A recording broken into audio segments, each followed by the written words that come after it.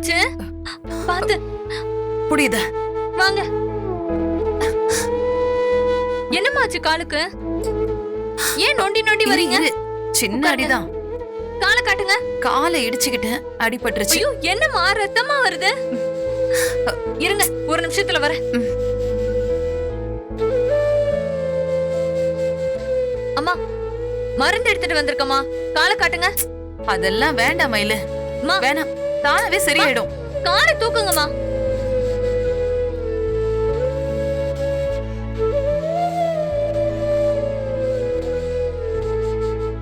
என்னம்மா காலில் அடிபட்டு ரத்தம் வருது?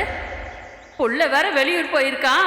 அவனுக்கு ஃபோன் பண்ணி பத்திரமா இருக்க சொல்லு சிவகாமி.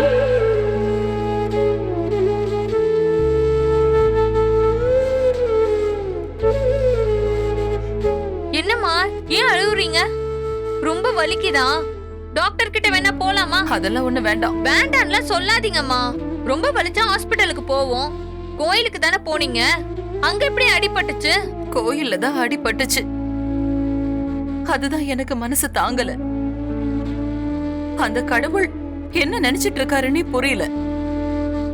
என் புள்ளைய ஒரு நாள் சிரிக்க வச்சா 10 நாள் அழ வைக்கிறாரே. அம்மா, நம்ம ஐயாக்கு எந்த கஷ்டமும் வராதுமா. நீங்க ஏன் அப்படி நினைக்கிறீங்க? சரவணன் ஐயாக்கு வர வேண்டிய கஷ்டத்தை நீங்க வாங்கிட்டீங்கன்னு நினைச்சுக்கோங்கம்மா. கவலைப்படாதீங்கம்மா. என் சரவணனுக்காக நான் எந்த வேதனையும் தாங்கிக்க தயாரா இருக்கேன். என் புள்ள நல்லா இருந்தா எனக்கு போதும். அதெல்லாம் ஐயா நல்லாதாம்மா இருப்பாரு. இருங்க, உங்களுக்கு வேணா நான் சூடா டீ போட்டு கொண்டு வரேன். வேண்டாம் வேண்டாம், டீ எல்லாம் வேண்டாம். எனக்கு எனக்கு இப்போ சரவணன் கிட்ட பேசியே ஆகணும். வா, போன் பண்ணி பேசலாம்.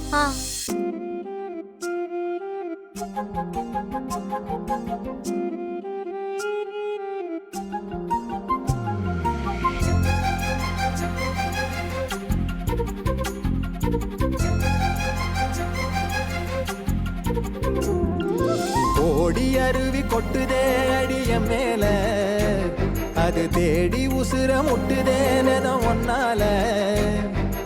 ஓடி அருவி கொட்டுதே அடிய மேல, அது தேடி உசுர முட்டுதே நெதம் ஒன்னால.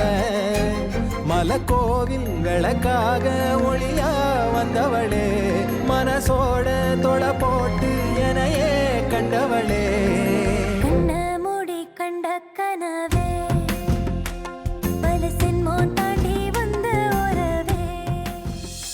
என்ன ஆச்சுங்க? என் கண்ணுக்கு எல்லாமே டபுள் டபுளா தெரியுது. எதுக்கு இப்ப என்ன வேகமா தூக்கி இப்படி சாட்டை இல்லாத பம்பர மாதிரி சுத்துனீங்க? யாராவது பார்த்தா என்ன நினைப்பாங்க? பார்த்தா பார்த்துட்டு போறாங்க. என் பொண்டாட்டி நான் தூக்கி சுத்துறேன், எவன் கேட்க போறான் என்ன? ஓஹோ, சரி.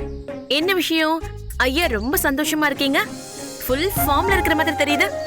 ஆமாங்க, உங்களுக்கு நான் எப்படி நன்றி சொல்றதுன்னே தெரியல. அதான் உங்களை என் தலைக்கு மேல தூக்கி வச்சு கொண்டாடினேன். முன்ன பின்ன தெரியாதவங்க சரியான இடத்துக்கு வந்து சேர்றதே ரொம்ப கஷ்டம். நீங்க என்னடா ஒட்டுமொத்த குடும்பத்தையும் இங்க கொண்டு வந்து சேர்த்திருக்கீங்க. நீங்க இப்படி ஒரு விஷயத்த சத்தியமா பண்ணுவீங்க நான் நினைச்சு கூட பார்க்கலங்க.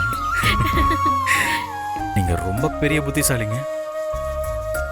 ஏங்க, என் வாழ்க்கையில் இது ஒரு மறக்க முடியாத விஷயங்க. இது எல்லாத்துக்கும் மூல காரணம் நீங்க.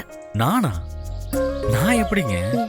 ஆமாங்க, இந்த ரெசார்ட்ல இருக்கிற ஒவ்வொரு இடத்தையும் வசதியையும் பார்த்து, குடும்பத்துல இருக்கிற ஒவ்வொருத்தர் பேரையும் சொல்லி, அவங்க வந்தா இது எல்லாத்தையும் பார்த்து எவ்வளவு சந்தோஷப்படுவாங்கன்னு ரொம்ப ஏங்குனீங்க. உங்களுக்கு கிடைச்ச இந்த வசதி நம்ம குடும்பத்துக்கு கிடைக்கலன்னு சொல்லி உங்களால அதை முழுமையா ஏத்துக்கவே முடியல. அந்த பெரிய மனசுக்காக தான் நான் இந்த சின்ன ரிஸ்க் எடுத்து எல்லாரையும் இங்க வர வச்சு ஒரு சர்ப்ரைஸ் கொடுத்தேன். ஆதி பார்வதி எல்லாம் பாத்தீங்களா எப்படி சந்தோஷத்துல துள்ளி குதிச்சாங்கன்னு?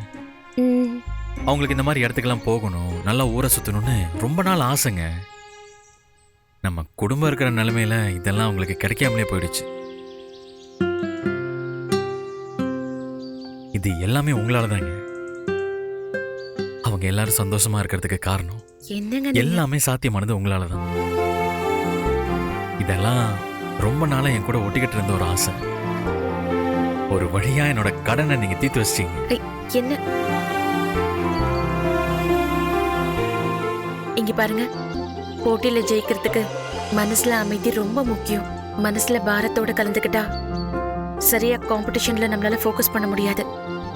தோக்கிறதுக்கு கூட வாய்ப்பு இருக்கு. அத்தை நீங்க எப்படியும் ஜெயிப்பீங்கன்னு அவ்வளோ நம்பிக்கை வச்சிருக்காங்க. நீங்க ஜெயிக்கணும்னா உங்க மனசுல எந்த குறையும் இருக்கக்கூடாது. இந்த இடத்துக்கு நம்ம குடும்பத்துல இருக்கிற யாரும் வரலையேன்னு சொல்லி உங்க மனசுல ஒரு ஏக்கம் இருந்துச்சு. அதனாலதான் எல்லாரையும் நான் வர வச்சேன். பாத்தீங்களா இப்ப எப்படி குட்டி பையன் மாதிரி எந்த கவலையும் இல்லாம சந்தோஷமா இருக்கீங்கன்னு. ஆமாங்க, எனக்காக இவ்வளோ பெரிய விஷயத்த சொல்லாமலேயே என் மனசை புரிஞ்சு பண்ணியிருக்கீங்க. உங்களுக்கு நான் ஏதாவது ஒன்று பண்ணணுங்க. ஏங்க சரி நீங்க சொல்லுங்க, உங்களுக்கு என்ன வேணும்? அது எவ்வளோ கஷ்டமா இருந்தாலும் நான் உங்களுக்கு செய்யறேன். எனக்காக மட்டும் இல்லைங்க, நம்ம குடும்பத்துக்காகவும் நீங்க பண்ண வேண்டிய ஒரே காரியம் இந்த போட்டியில நீங்க எப்படியாவது ஜெயிக்கணுங்க. உங்க வெற்றியை விட வேற எதுவுமே எனக்கு வேண்டாங்க. கண்டிப்பா ஜெயிப்பேங்க. நீங்க என் பக்கத்துல இருக்கிற வரைக்கும் என்னால எதையுமே சாதிக்க முடியுன்ற நம்பிக்கை வந்துருச்சு. நீ பிறந்தாயடி என் வாழ்க்கை முழுதும், நீயே துணை கலகலவென நீ சிரித்தாயடி முழு நிலவென. வீட்ல இருந்து கால். பேசுங்க, அம்மாவா தான் இருக்கும். ஹலோ ஹலோ சந்தியாமா, எப்படி இருக்கீங்க? ஐயா நல்லா இருக்காரா? மயிலு, நாங்க எல்லாரும் ரொம்ப நல்லா இருக்கோம். எல்லாரும் இங்க நல்லபடியா வந்து சேர்ந்துட்டாங்க. அப்புறம் நீ எப்படி இருக்க? அத்தை எப்படி இருக்காங்க? நான் நல்லாதாம்மா இருக்கேன். அம்மா இதோ இங்க இருக்காங்க. ஏன் உன் குரல் ஒரு மாதிரி இருக்கு? அவங்க கோயிலுக்கு போயிட்டு வரும்போது அதெல்லாம் சொல்ல வேண்டாம். அம்மா சந்தியா, அத்தை என்னாச்சு அத்தை? ஏன் அவ குரல் ஒரு மாதிரியா இருக்கு? கோயிலுக்கு போயிட்டு வரும்போது என்னாச்சு உங்களுக்கு? அதுவா? அது ஒண்ணும் இல்ல. அது சும்மாவ அப்படிதான் ஏதோ ஒண்ணு வளரிக்கிட்டே இருப்பா. அதெல்லாம் இருக்கட்டும். சரவண எங்கம்மா? இதோ குடுக்குற அத்தை. அம்மா நான் இங்கதாம்மா இருக்கேன். சொல்லுங்க, என்ன ஆச்சு? நீங்க ஏதோ மறைக்கிற மாதிரி இருக்கே. இல்ல அதெல்லாம் ஒண்ணு இல்லப்பா. நீங்க கோயிலுக்கு போயிட்டு வரும்போது மயில் ஏதோ சொல்ல வந்தாலே, நீங்க அவகிட்ட கொடுங்க, நான் கேக்குறேன். அது ஒண்ணு இல்லப்பா. அம்மா சொன்னா கேட்க மாட்டியா? அம்மா அது வந்து நான் கோயிலுக்கு போயிட்டு வரும்போது உன் வண்டி மாதிரியே ஒரு வண்டியில ஒரு பையன் போனான். எனக்கு அதை பார்த்ததும் உன் ஞாபகம் வந்துருச்சு. நான் மயிலு கிட்ட புலம்பிக்கிட்டே இருந்தேன். அதத்தான் சொல்ல வந்தா. வேற எதுவுமே இல்ல. அப்படியாம்மா? ஆமாப்பா. நீ எப்படிப்பா இருக்க? அவங்க எல்லாரும் வந்துட்டாங்களா? அம்மா எல்லாரும் வந்துட்டாங்கம்மா. நானும் நல்லா தான் இருக்கேன். அம்மா நீங்களும் வந்திருக்கலாம்லம்மா. ஆமா அத்தை, நீங்க வருவீங்க நாங்க எல்லாரும் ரொம்ப எதிர்பார்த்துட்டு இருந்தோம். பரவாயில்ல சந்தியா, அங்க எல்லாரும் இருக்காங்கல்ல, பாத்துக்கோ. சந்தியா, சரவணன கொஞ்சம் கவனமா பாத்துக்கோமா. சந்தியா. அத்தை பாத்துக்கிறேன் அத்தை. அது வந்து நான் சொல்ல வர்றது என்னன்னா, சின்ன சின்ன விஷயத்துல கூட நீங்க 2 பேரும் கவனமா இருக்கணும். சரிங்க அத்தை. எல்லார்கிட்டயும் நான் சொன்னேன்னு சொல்லு. அம்மா நீங்க ஒன்னும் கவலைப்படாதீங்க, நாங்க எல்லாரும் இங்க சந்தோஷமா தான் இருக்கோம். நீங்க இங்க இல்லாத குறை மட்டும்தான். சரிடா, நான் உங்களை டிவியில பாப்பேன். எதுவா இருந்தாலும் அம்மாவுக்கு ஃபோன் பண்ணு. சரிம்மா. சரிப்பா. என்ன மயிலு நீ? அவனே எங்கேயோ போய் உட்கார்ந்திருக்கான். அவங்கிட்ட இதெல்லாம் சொன்னா அங்க எல்லாரும் பதற மாட்டாங்களா? நல்ல உளறி வைக்க பாத்தியே. எனக்கு என்னமா தெரியும்? உங்க காலை பார்த்த பதட்டம், நீங்க அழுதத பார்த்து வேற என் மனசு தாங்கல. அதான் சந்தியா மட்ட பேசினதும் அதுவா வந்துருச்சு. நல்லா வந்துச்சு. போ. சரிம்மா, நான் உங்களுக்கு டீ போட்டு கொண்டு வரேன். கடவுளே.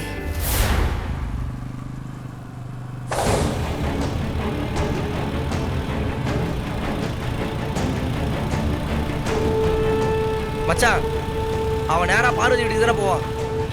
ஆமா மச்சான், அங்க போய் அவளை கூட்டிட்டு எங்கேயாவது போவான். எங்க போனாலும் பரவாயில்ல, நான் செட் பண்ண ஆளுங்க ரெடியா தான் இருக்கானுங்க.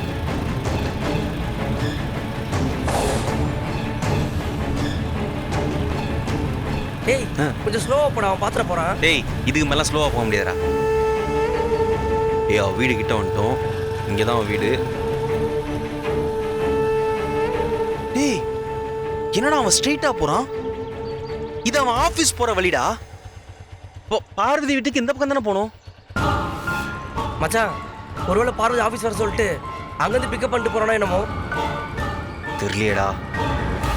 ஏய் என்னமோ நீ ஃபாலோ பண்ணிட்டு போய் என்ன பண்ணான்னு பார்ப்போம்.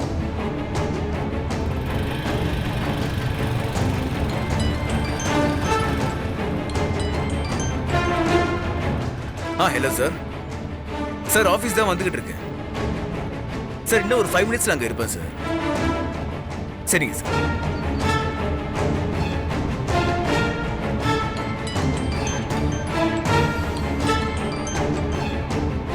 விக்கி. ஹலோ விக்கி. ஹாய் பாஸ்கர், என்னாச்சு? என்னாச்சு? இல்ல பாஸ், இன்னைக்கு பார்வதியை கூட்டிட்டு வெளியே போறதா சொன்னீங்கல்ல, அதான் கேட்டேன். அது இன்னைக்கு முடியல விக்கி. பார்வதி இன்னைக்கு ஊர்ல இல்ல. ஊர்ல இல்லையா? ஆமா விக்கி, அதான் சொன்னல, அவங்க அண்ணன் சமையல் போட்டிக்காக சென்னைக்கு போயிருக்காருன்னு. ஆமா, அதுக்காக ஃபேமிலியில எல்லாரும் டிக்கெட் போட்டு சென்னை கிளம்பி போயிட்டாங்க. என்ன பாஸ் இப்படி ஆயிடுச்சே? என்ன விக்கி, என்னை விட நீங்க ரொம்ப வருத்தப்படுறீங்க. சேச்சே, அப்படி இல்லைங்க. அது நீங்க ரொம்ப ஆசையா இருந்திருப்பீங்க, அதனால சொன்னேன். Sorry brother. அவ திரும்பி வந்ததுக்கு அப்புறம் போய்க்க வேண்டியதுதான். சரி விக்கி, எனக்கு ஆபீஸ்ல ஒரு அர்ஜென்ட்டான ஒர்க் இருக்கு, நான் கிளம்பணும். சரியா, வச்சுட்டுமா? பாய்.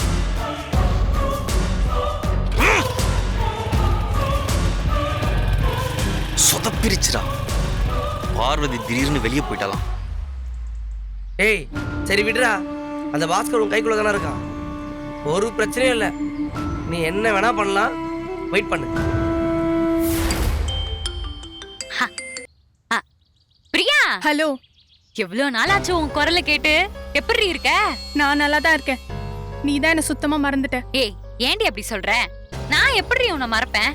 எப்படியாச்சும் பாஸ்கரை உனக்கு கல்யாணம் பண்ணி வைக்கிறேன், அது ஏன் பொறுப்புன்னு சொன்னியா இல்லையா? ஆனா இது வரைக்கும் அதுக்காக ஏதாவது செஞ்சியா? ஐயோ கோவப்படாத பிரியா, நான் எல்லாத்துக்கும் காய் நகர்த்திட்டு தான் இருக்கேன். ஊருக்கு வந்ததும் முழு மூச்சுல இதை செஞ்சுடுவோம். ஊருக்கு வந்ததுமா? அப்ப நீ ஊர்ல இல்லையா? ஏய், இந்த சரவணன் இருக்காருல்ல, அவர் ஏதோ பெரிய சமையல் போட்டியில கலந்துக்கிறதுக்கு சென்னை வந்திருக்காரு. அதனால அத்தை மயிலை தவிர மீதி எல்லாருமே இங்க வந்திருக்கோம். ஓ அப்படியா?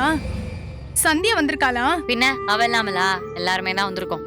அப்புறம் என்னக்கா, விழாவை சிறப்பிக்கிறத விட்டுட்டு என்கிட்ட எங்க வெட்டியா பேசிட்டு இருக்க? நான் போனை வச்சிடுறேன். எதுக்குடி நீ தேவையில்லாம டென்ஷன் ஆயிட்டு இருக்க? என் பிரச்சனையை சரி பண்றதை விட்டுட்டு நீ ஜாலியா உன் குடும்பத்தோட ஊர் சுத்த போயிட்டல. நீ தப்பா புரிஞ்சிட்டு இருக்க பிரியா, நான் ஊர் சுத்தலாம் வரல. இந்த போட்டியில சரவணனை எப்படியாவது ஜெயிக்க வச்சு நல்ல பேர் வாங்கலான்னு சந்தியா ட்ரை பண்றா. அத நடக்க விடாம பண்றதுக்கு தான் நான் வந்திருக்கேன். சரவணன் இந்த சமையல் போட்டியில ஜெயிக்க கூடாது. அவரு தோத்தா சந்தியாக்கு தான் பெரிய அசிங்கம், அவமானம். இத வச்சு வீட்ல எப்படி பெரிய பிரளயத்தை உருவாக்கணும்னு எனக்கு தெரியும். உனக்கு இப்படி ஒரு பிளான் இருக்கா? பின்ன இவங்களோட ஜாலியா வெட்டி கதை பேசுறதுக்கு வந்தேன்னு நினைச்சியா? என்னை பொறுத்த வரைக்கும் சந்தியா எல்லா இடத்துலயும் தோக்கணும். அவளை அடிச்சு ஓட விட்டு காலி பண்ணணும். அப்படியே என் விஷயத்தையும் கொஞ்சம் ஞாபகத்துல வச்சுக்கோ. பாஸ்கர் தவிர இன்னொருத்தனை கல்யாணம் பண்றத பத்தி நான் யோசிக்க கூட மாட்டேன். நீ கவலையப்படாத பிரியா, பாஸ்கர் உனக்கு தான், அதுக்கு நான் பொறுப்பு. சரி சரி, அங்க என்ன நடக்குதுன்னு அப்புறமா எனக்கு ஃபோன் பண்ணி சொல்லு. சரி.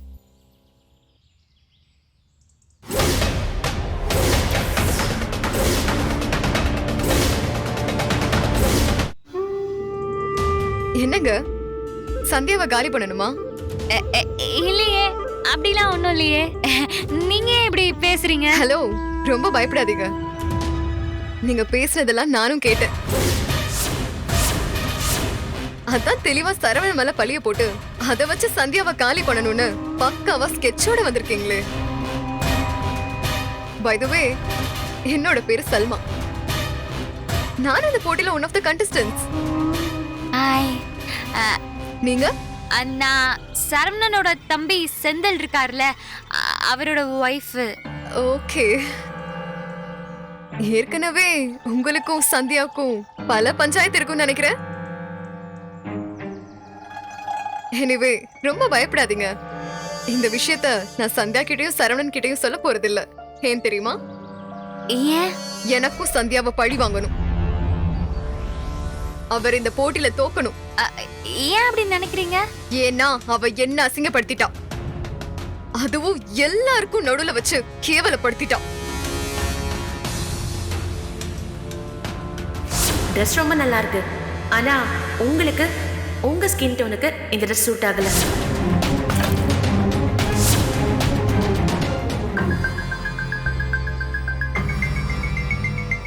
என் லெவல் என்ன, என் பேக்ரவுண்ட் என்ன, நானே ஒரு ஜாலிக்கு தான் இந்த போட்டிக்கு வந்தேன்.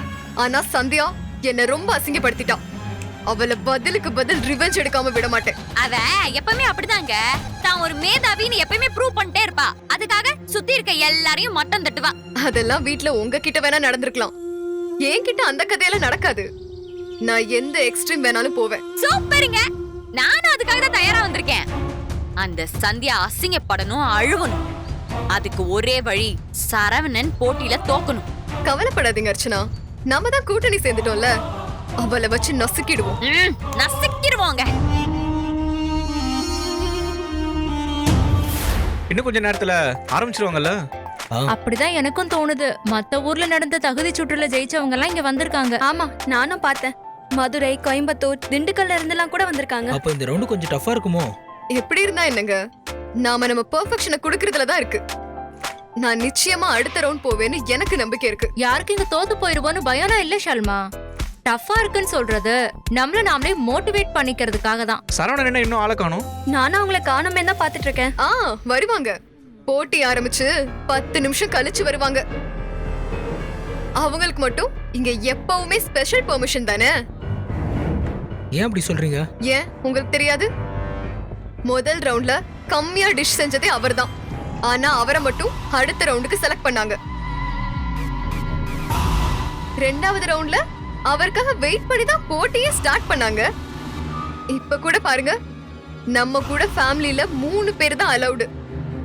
ஆனா சந்தியா மொத்த குடும்பத்தையும் கூட்டிட்டு வந்திருக்காங்க. அவங்க வந்துருவாங்க சல்மா.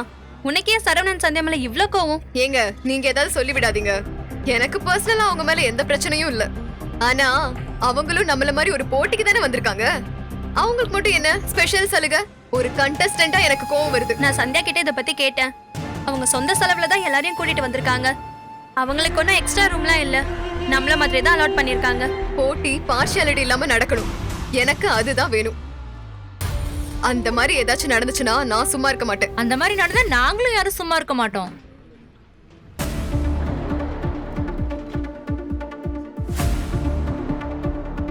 சரி சரி, சரவண சந்தியா வராங்க, இந்த பேச்சு இதோட விடுங்க. வாங்க வாங்க வாங்க சந்தியா. இப்ப ஹாப்பியா? ஹாய் சரவணன். வந்தாங்க. வாங்க. இவர்தான் என்னோட மாமனார், சரவணனோட அப்பா. வணக்கம்.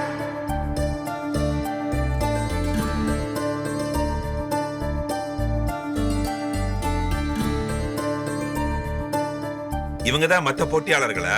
ஆமாப்பா, எல்லாருமே நல்லா சமைப்பாங்க. சரி. இவரு சூப்பரா கல் தோசை செய்வாருப்பா. அப்படியா? ஆமா, தோசை ஸ்பெஷலிஸ்டா? சூப்பர்ல. வணக்கம் மாமா. இவங்க பேரு ஆனா. இவங்க நெட்ல நிறைய சமையல் வீடியோ எல்லாம் போடுவாங்க, ரொம்ப ஃபேமஸ் இவங்க. ஓ ஆமா அண்ணி, இவங்க சமையல் வீடியோ எல்லாமே நான் பாத்திருக்கேன். நீங்க டிப்ஸ் எல்லாம் சூப்பரா கொடுப்பீங்க, நான் நோட் பண்ணி வச்சிருக்கேன் தெரியுமா? Thank you thank you. மாமா, இவங்க சல்மா, காலேஜ் படிக்கிறாங்க. ஆனா சமையல்ல ரொம்ப ஆர்வம். புதுசு புதுசா அவங்களே சமைப்பாங்க. தெரியுமே. தெரியுமா? உனக்கு எப்படி உங்களை தெரியும்? அது தெரியுமே இல்லங்க, தெரியாதுன்னு சொல்ல வந்தேன். அது அப்படியே டங்கு ஸ்லிப் ஆயிடுச்சு. பார்த்தாலே காலேஜ் படிக்கிற பொண்ணு மாதிரி தெரியுதுன்னு சொன்னேன். இருக்கிறதுல இவங்க தானே சின்ன பொண்ணா இருக்காங்க. சல்மா தான் இருக்கிறதுலே சின்ன பொண்ணு, ஆனா நல்ல திறமைசாலி. அவங்க படிச்சுக்கிட்டே சமையல் போட்டிக்கெல்லாம் வராங்க. பார்வதில இப்பதான் சமையல் வீடியோவே பார்க்க ஆரம்பிச்சிருக்கா. அவ பாஸ்கருக்கு சமைச்சு கொடுப்பா, நீ அமைதியாடுற. கேட்டியா? அப்பா, இவரு ஸ்ரீகாந்த், பெரிய ஹோட்டல் வச்சிருக்காருப்பா. ஓ வணக்கம். வணக்கம் சார். இவங்க ப்ரொஃபசர் ஜெயந்தி, கேட்டரிங் காலேஜ்ல இந்த சமையல் எல்லாம் சொல்லி கொடுப்பாங்கல்ல மாமா, அந்த காலேஜ்ல ப்ரொஃபசரா இருக்காங்க. வணக்கம் சார். வணக்கம் வணக்கம் மேடம். அப்போ உங்க காலேஜ்ல தான் இவங்க படிக்கிறாங்களா? இல்ல, நான் வேற காலேஜ்ல படிக்கிறேன். எங்க படிச்சாலும் நல்லா படிக்கணுமா? எங்க சந்தியாலாம் மாநிலத்திலேயே முதல் மார்க் வாங்கி பாஸ் பண்ணிருக்கா. பேப்பர்ல போட்டோலாம் வந்துச்சு.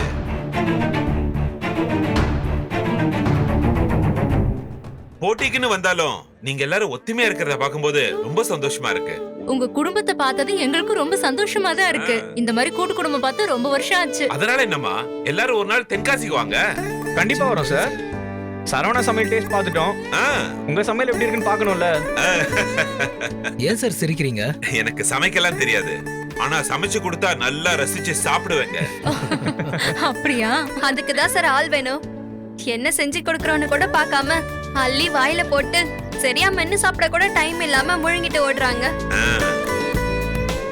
சமைச்சு கொடுக்கறத ரசிச்சு சாப்பிடுறது ஒரு கலை தான் சார். அதெல்லாம் எல்லாருக்குமே எல்லாம் வந்துடாது. கேட்டுக்கோங்கடா, இனிமே யாரும் என்ன கிண்டல் பண்ணக்கூடாது சொல்லிட்டேன். இப்பன்னு பார்த்து சிவகாமி வராம போயிட்டாலே.